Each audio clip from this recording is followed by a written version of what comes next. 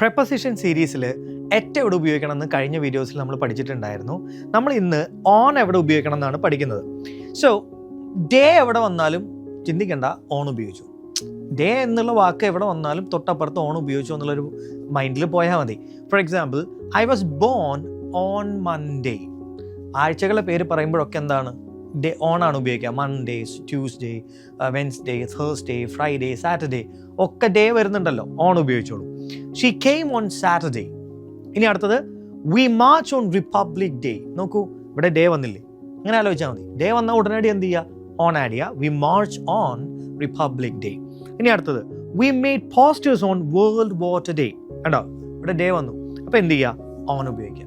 അപ്പോൾ സിമ്പിളായിട്ട് പറയുകയാണെന്നുണ്ടെങ്കിൽ ഓൺ വരുന്നത് എവിടെയാണ്? ഡേ വരുന്ന സ്ഥലത്താണെന്നുള്ളത് മാത്രം ആലോചിച്ച് ചെയ്താൽ മതി. പ്രിപ്പോസിഷൻ സീരീസിൽ ഇനി ബാക്കിയുള്ളത് ഇന്നാണ്. അത് അടുത്ത റീലിൽ വരും. ചാനൽ സബ്സ്ക്രൈബ് ചെയ്യാൻ മറക്കരുത്. വീഡിയോ ലൈക്ക് ചെയ്യാൻ ഒരിക്കലും മറക്കരുത്.